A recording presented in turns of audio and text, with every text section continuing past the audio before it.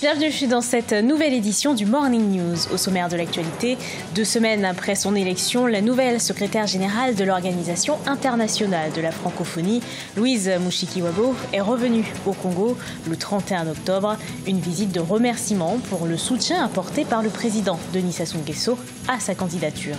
Le leader des pays africains a fourni un environnement propice aux affaires et le Rwanda, avec un indice de 83,6%.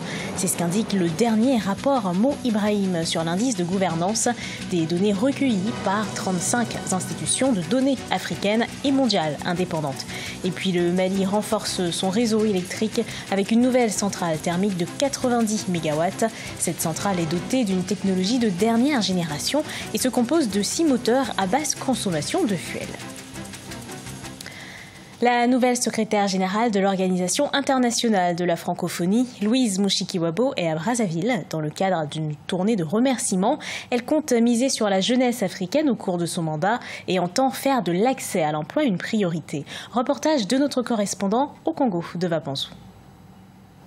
Louise Mushikiwabo est arrivée à Brazzaville ce mercredi 31 octobre 2018. Sa première visite depuis sa nomination à la tête de l'Organisation internationale de la francophonie le 12 octobre dernier. Elle est venue remercier le président Sassou Nguesso pour le soutien du Congo à son plébiscite. Ce pays a été très impliqué pour le bien de notre organisation au cours des années. Et pour moi, c'est cette région de l'Afrique centrale. Cette région du bassin du Congo est une région à laquelle je serai très attentive dans mes fonctions, dans mon mandat. À 57 ans, l'ancienne chef de la diplomatie rwandaise est devenue la 4e secrétaire générale de l'Organisation internationale de la francophonie, succédant ainsi à la Canadienne Michaëlle Jean, qui occupait ce poste depuis le 1er janvier 2015. Elle envisage placer les questions des jeunes au centre de ses actions. Mon objectif, c'est de faire un peu plus et aussi de focaliser les activités de l'organisation, mais certainement en ce qui concerne la jeunesse, je serai au rendez-vous. À la pertinence, à l'espoir de nos jeunes sera vraiment sur ma liste d'activités, parmi les premières activités.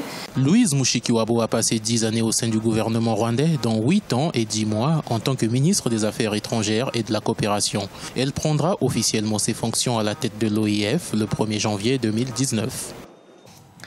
La deuxième phase du plan Sénégal émergent sera lancée en décembre 2018. C'est ce qu'a annoncé le président Macky Sall. La première phase du programme a contribué à l'amélioration des performances économiques et environnementales du pays. Mathilda Diaby.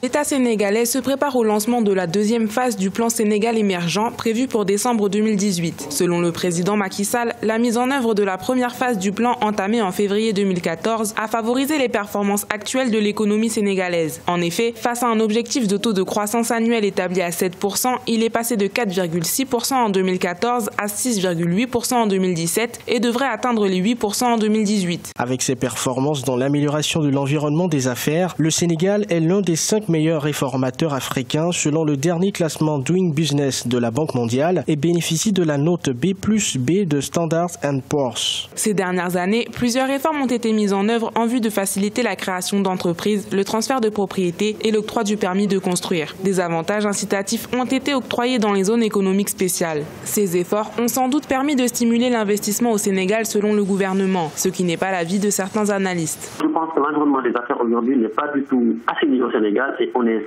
très loin du compte.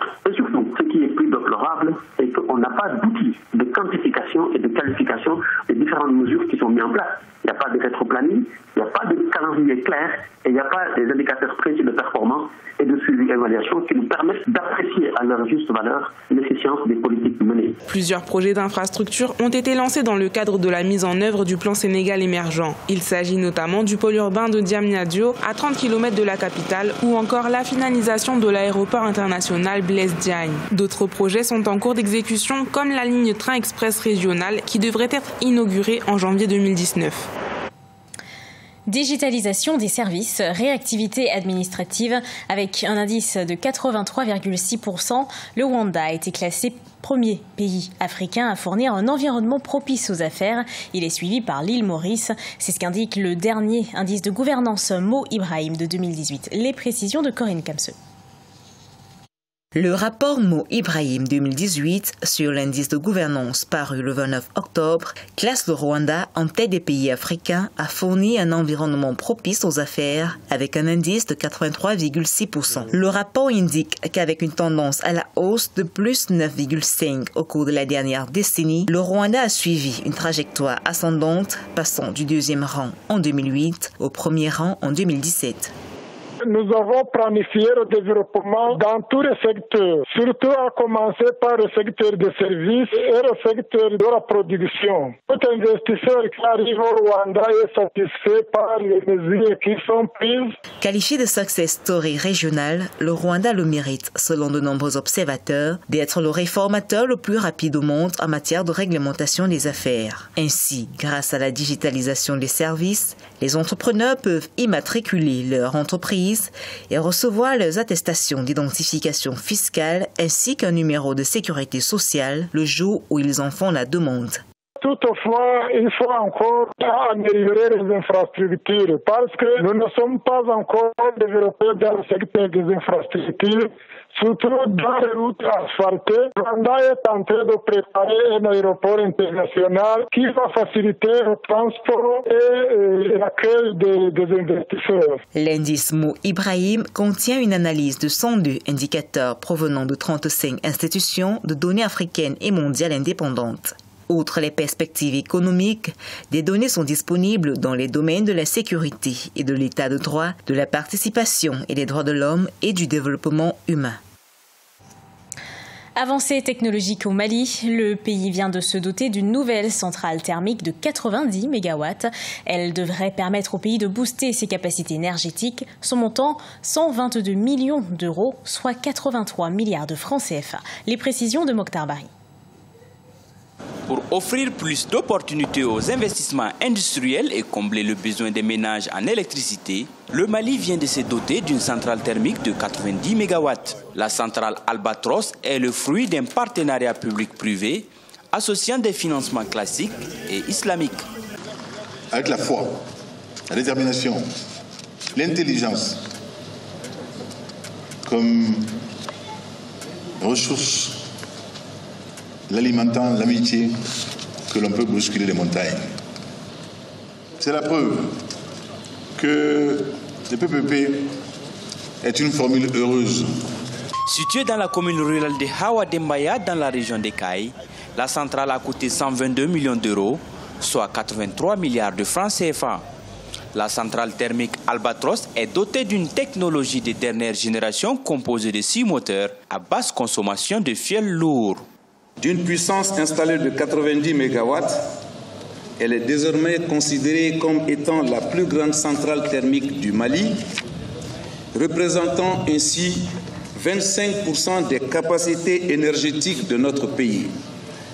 Elle permettra non seulement de réduire le déficit énergétique, mais aussi de raccorder les unités industrielles de la région de Caille.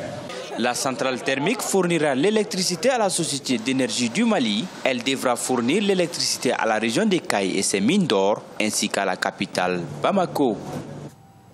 11,1% du PIB. Il s'agit du déficit budgétaire du Zimbabwe, un déficit qui pourrait doubler d'ici à la fin de l'année 2018. Cette nouvelle prévision intervient dans un contexte de hausse des dépenses publiques marqué par une augmentation des salaires de la fonction publique. Maria Madramé. Le déficit du budget au titre de 2018 se précise un peu plus au Zimbabwe à 2 mois de la fin de l'année 2018, alors que les autorités avaient tablé sur une prévision de 5%. Elles s'attendent désormais à un déficit de 11,1% du PIB. En cause, la lourde charge des dépenses publiques dans un contexte économique difficile. Il va quand même falloir mettre un petit peu d'ordre dans l'économie zimbabwéenne. Il va falloir avoir un cadre budgétaire clair, donner beaucoup de visibilité non seulement aujourd'hui aux principaux créanciers de l'économie zimbabwéenne, mais aussi aux investisseurs, parce qu'en fait, in fine, il n'y a que les investisseurs qui peuvent remettre la machine en marche. L'économie est exsangue et donc il faut faire démarrer l'économie zimbabwéenne et l'économie zimbabwéenne a besoin d'argent frais. Avec une dette nationale estimée à 16,9 milliards de dollars, dont 9,5 milliards de dettes intérieures et 7,4 milliards de dettes extérieures, l'économie du Zimbabwe n'est pas au mieux de sa forme depuis près de 4 ans. De plus, les populations doivent actuellement faire face à une grave pénurie de devises qui en favorise le trafic illicite. Il y a un grave déficit de dollars. Pourquoi ? Parce qu'aujourd'hui, l'économie zimbabwéenne fonctionne avec une monnaie étrangère. Depuis 2009, suite à avec une invraisemblable inflation, le Zimbabwe a abandonné sa monnaie au profit du billet vert. Elle a essayé à un moment donné d'émettre des bons, mais ces bons n'ont pas été acceptés par les institutions de paiement. Donc aujourd'hui, le Zimbabwe doit, ipso facto, remettre en marche son économie, ses différentes valeurs pour pouvoir adosser son économie à une monnaie nationale. Le gouvernement prévoit de dévoiler son budget 2019 au mois de novembre, budget qui sera très attendu au niveau de la maîtrise de ses dépenses. Pour la même année, les autorités tablent sur une hausse des recettes publiques à 6,4 milliards de dollars contre une prévision de 5,7 milliards de dollars pour cette année. Ce journal a été préparé par l'ensemble de la rédaction. Merci de l'avoir suivi. Dans un instant, une nouvelle édition de l'actualité sur Africa 24.